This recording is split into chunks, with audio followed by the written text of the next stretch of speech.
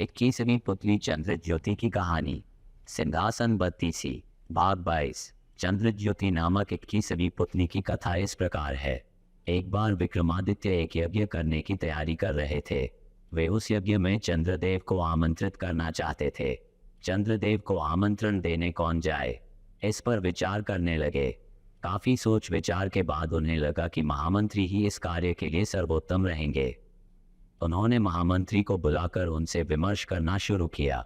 तभी महामंत्री के घर का एक नौकर वहां आकर खड़ा हो गया। महामंत्री ने उसे देखा तो समझ गए कि अवश्य कोई बहुत ही गंभीर बात है, अन्यथा वह नौकर उसके पास नहीं आता। उन्होंने राजा से क्षमा मांगी और नौकर से अलग जाकर कुछ पूछा। जब नौकर ने कुछ बताया तो उनका चेहरा उतर गया और वे राजा से विदा लेकर वहां से चले गए। महामंत्री के अचानक दुखी और चिंतित होकर चले जाने पर राजा को लगा कि अवश्य ही महामंत्री को कोई कष्ट है। उन्होंने नौकर से उनके इस तरह जाने का कारण पूछा तो नौकर हिचकिचाया। जब राजा ने आदेश दिया तो वह हाथ जोड़कर बोला कि महामंत्री जी ने मुझे आपसे सच्चाई नहीं बताने को कहा था। उन्होंने कहा था कि सच्चाई जानने के बाद राजा का ध्यान बन जाएगा और जो यज्ञ होने वाला है उसमें व्यवधान होगा। राजा ने कहा कि महामंत्री उनके बड़े ही स्वामी भक्त सेवक हैं और उनका भी कर्तव्य है कि उनके कष्ट का हर संभव निवारण करें।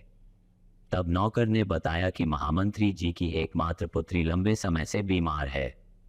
उन्होंने उसकी बीमारी एक से बढ़कर एक वैद्य को दिखाई, पर कोई भी चिकित्सा कारगर नहीं साबित हुई।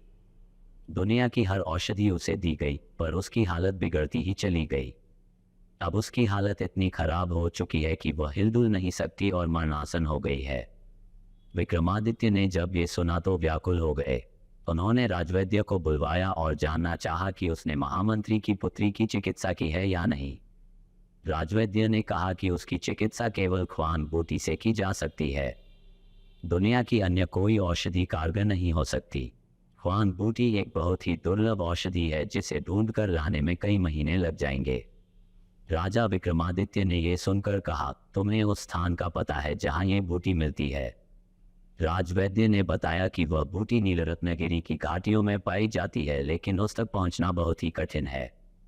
रास्ते में भयंकर सांप, बिच्छू तथा हिंसक जानवर भरे पड़े हैं। राजा ने यह सुनकर उससे उस बूटी की पहचान बताने को कहा।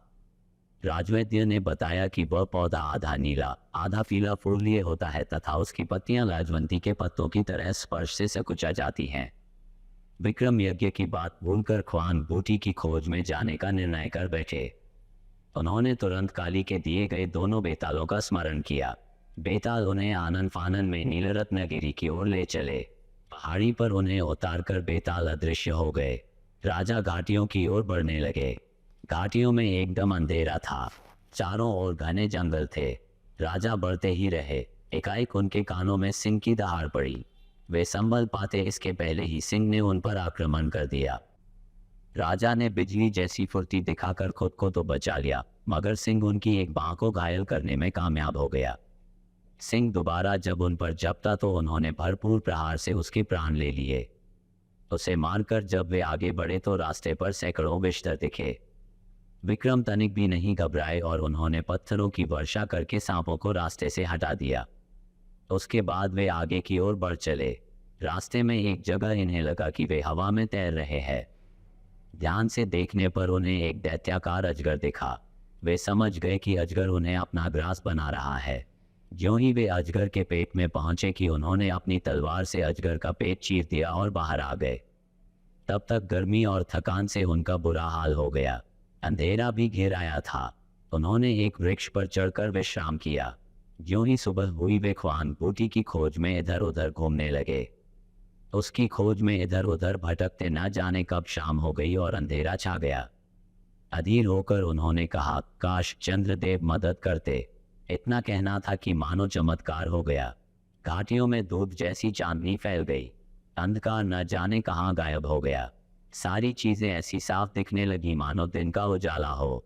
थोड़ी दूर बढ़ने पर ही उन्हें ऐसे पौधे की झाड़ी नजर आई जिस पर आधे नीले आधे पीले फूल लगे थे। उन्होंने पत्तियां छुई तो लाजवंती की तरह सकुचा गईं।